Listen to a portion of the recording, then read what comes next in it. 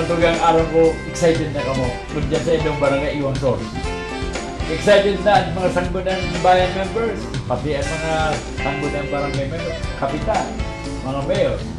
Paano mga kami magkakaigwa, ma-approve sa kami? Igwa kami dito. Kuya, irrigation. Igwa kami dito maduros ka dito. Araw dyan sa, sa Atulayan. Ayan ang point kanto kan Committee on Energy sa Congress ni Noli Pentibella na magkaigwa duman sa daga ni Gusayko ni wind power. Paano na magamit yan? Fred, siguro tarabangan tayo ng mga tao, ma-identify, halip ka na dyan, siguro may listahan ka kan mga sources of energy sa Madalayan na Banuan o barangay dito sa Kamara ni Sol. Okay. As I've mentioned earlier, igwan ni listahan kaya na-identify. No? Another thing you have to take note, ang LGU will give the endorsement. Yes, kung halimbawa, ako, private investor, may nailing akong river, gusto kong i-develop to into a mini hydro, man ako sa LGU, maagad ako ng endorsement. But the one who will give the final say, human sa Department of Energy. Yes. Duman ka mako aning inaapod na prangkisa. No? There are two stages dyan, inaapod na pre-development and then inaapod na commercial development. So sa first stage, mapasa ka dyan, nag-submit ka, na-approve mong commercially viable yan, and then malibo ka na ning inaapod na commercial development. Tataan ka kayan. Now, ito na, baka naguhunan yung mga tao nag-aantabi sa tuya, papasar pang ordinansa. Dahil nagkakaipo dyan. Sinabi ka ng lay. Ikuha na ng lay na in fact, if they will just have to go to the website ng Department of Energy, www.gov, itong doe.gov.ph, yaon duman si mga yaon duman ang mga implementing guidelines. Even si application from yaon duman. Kaya ma-determine mo duman ang procedure na yaon duman ang igwa nga ni kaming pigibo kayan na inaapod na blogspot.com, itong inaapod na river basin. Igwa kami dyan, all you have to do is to open that. Sa mga mahilig dyan sa internet, igwa kami kayan umpisa na itong blogspot yan, river basin. May bigibo kami kayan, hindi gano'ng pag-identify, mailing mo duman ang procedure. Paano ka ma-apply, saan ka ma-duman, saan ang mga areas na may mga potential. So yan, very simple yan. Susundan mo lang, igwa duman application form, yaon duman kung how much would it cost. Ang magiging kanita, even ang mga banks like DBP, tutukdoan kaninda. So, very simple. Kaya ang gigibon lang kayan, it's either the LGU ang pwede mag-invest or maybe igwadaga-duman sa INDA na mag-invest. Ano ang investment? Ako lang sa taga-duman. Sinagdadalan sa Amerika, may kwarta. Pwede. Nasa live stream na. Invited po ka mo, join us. Ang investment level requirements kayo is that pwedeng ang project mo is worth 100 million. Pwedeng 50 million, pwedeng sabihin ng 500 million. Depende yan sa pinaapod ng power i-generate mo. Kung si sadit man lang, nadidiit man lang si investment mo. Basta ang bottom line ka any investment dyan sa power, definitely you will make money. Yan ang rason kung even now nag-aragawan dyan. Kaya sabi ko nga, you mark my word, time will come na ma-iriwal dyan kung siya ang mako aning prangkisa. Kaya ba daw yan sa wayon? Halimbawa sa bao nag-iiriwan na. ang buyan din, sabi ko nga is that this is a business opportunity for the LGU and also for the private sector. Sa bao tabi, Fred, taga-bao pa ka, anong mga posibleng mga sources of renewable energy? Well, duman sa bao, itong sarong irrigation canal na pwedeng mag-generate duman ng electricity. Yun lang ang mangyayari kayo. Baka man lang masyadong dakula ang kuyan. Siguro sa benta ng mga 100 kilowatt or 200 kilowatt. Now, if you have 200 mga arong kayan, dakula naman yan. Ang mga... So, igwang inaapod kayan, depende yan sa kilowatt. Ano ang incentive kayo sa mga tao? Dyan, halimbawa, kung igwa ka na kayan, halimbawa, may mini-hydro ka na sa Banuan, pigpapadalagan kang ping-finance, pigpapadalagan kang may share ng community. Okay. Pagkatapos, kung sobra man sa konsumo, pwede mo ipabaka. Pwede. In fact, ang saro dyan, sa sarong sityo, igwang naglaan ng napod ng renewable energy, 1% ng sale dyan, maduman sa community. So, siguro Malawag yan sa Kabankan Barangay. maduman yan sa barangay. Now, so sabi ko nga ni, kung halimbawa itong pag-produce mo ng elektrisidad, di mo man kayang ubuson, pwede mo yan ipabakal. Babakalon yan definitely kang electric Ang cooperative. income sa barangay, sa Banwaan. Well, kung si investor sa Banwaan yan ang mga Tapos itong local investors na nag-join, iguaman siya. Iguaman siya. Kaya siguro ang ganyan ng mga LGU na mag-invite sinda ng mga investors sali dyan sa indang lugar, tanganing makakuyan sinda. Ano pang another good reason kaya? You have what is called a security of supply. Gusto ko sabihin ka, maski mag-brown out sa ibang lugar, duman sa area mo, dahil ma-brown out, tali duman si source kang energy. Bakong, o dyan, pag nag-brown out, maka na. Pero kung igwa ka kayan, like case of Naga, if they're able to invest on renewable energy coming from mini hydro, they can even have their own, they will be able to supply their requirements. Ang primero tagarong i-identify mo niyan, to start with, ano ang mga lugar na ideal ang solar? Ano ang mga lugar na ideal ang wind? Okay. Ano ang mga lugar na ideal ang hydro? Okay. Well, of course, sa hydro, very specific kita, yaon duman sa mga areas, ma-identify ta kung yan si mga river, runoff river, no?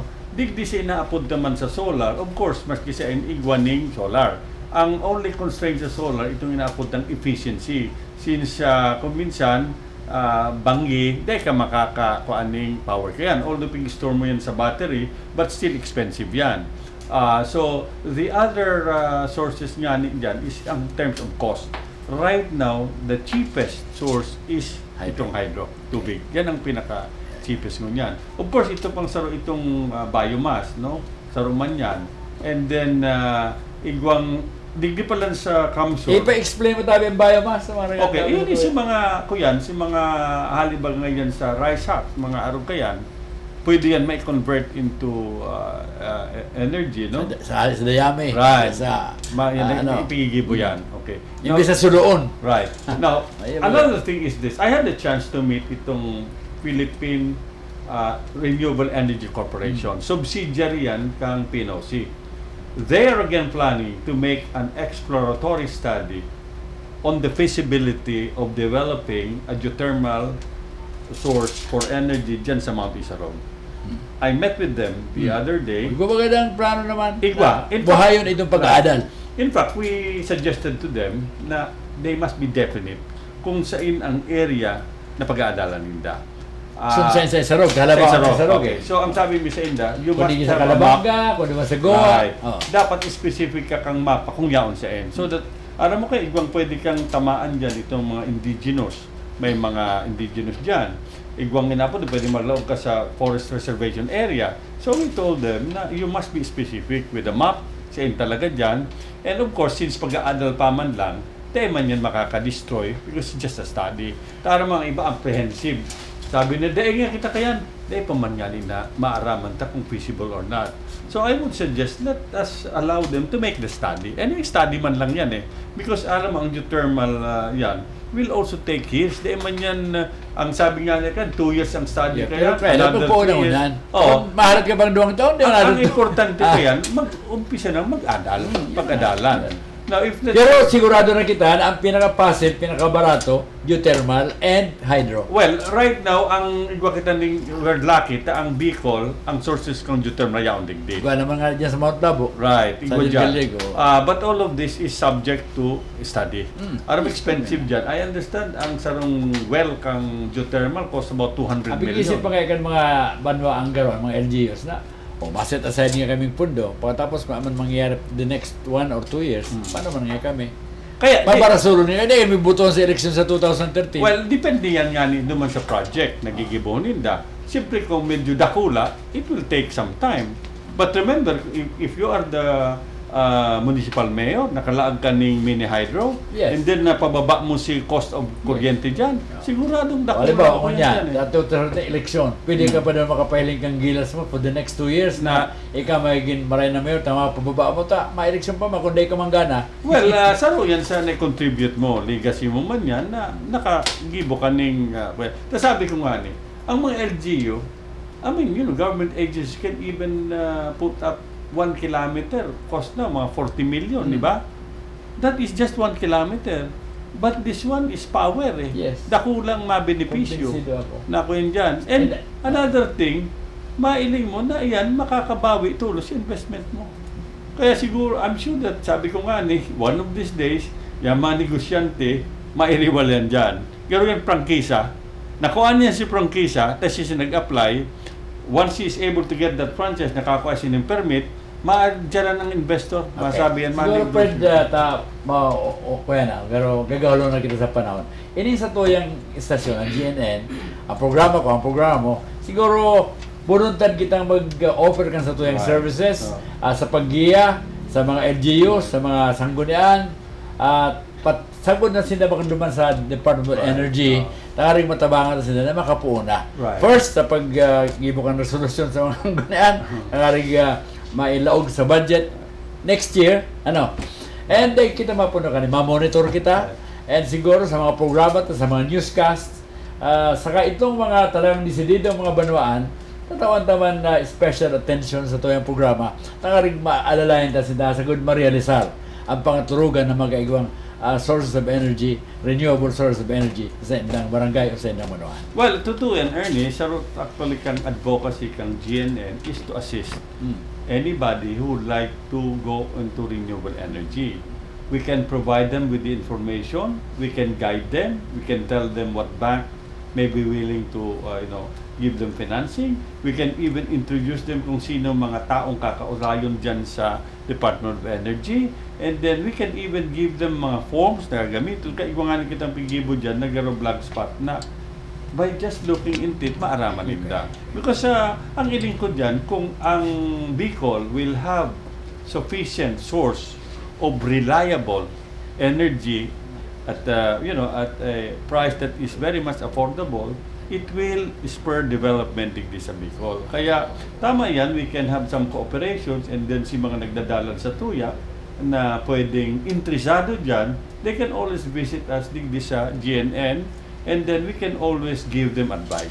Ang lalagon, gustaro na daw yan, lalagon na yan, si Fred, Mr. Energy, Renewable Energy. Garo ka Gary Balanziano. Nakainin sa itong lingkod. Yaw dyan, maluwas dyan, ang sa mga cellphone numbers, ang sa tuyang email address, ang sa tuyang website, ang aring po ng tana, ang sa tuyang aktibidad. Kaya para sa ko, historic ini. Bako lang, historic ang sa kuyang guest, kundi ang sa tuyang pinag-uurlayan. Salamat po kasi sa pagkantabay. Antes kita magtapos, uya po ang parting words sa kuyang bisita, ang sa tuyang resident guest, ang sa tuyang managing director, si Fred Perdon. Well, first of all, I'd like to thank you, Ernie, for giving me this opportunity to talk in one of our, advocacy, which is the renewable energy. And I'm also glad na natapos ko ng opportunity to relay sa mga viewers mo kung ano ang inaapod na renewable energy. Nawaling ba sa programa ko sa imong gwapong lalaki? So yan, mga tugang na nakulang pasasalamat. Sabi ko nga ni, we're always willing to assist you if you have any query tungkol sa renewable energy. We can even also teach you kung paano ka magkaigwan ng kontrata with the electric company. Tigwa ka yan mga models, and then paano ka magkakabakal yan. Okay, mga tugang, salamat po kasi na pagkantabay. Ini po ang sa inyong lingkod, Ernie Bernero sa programang Ini ang Totoo.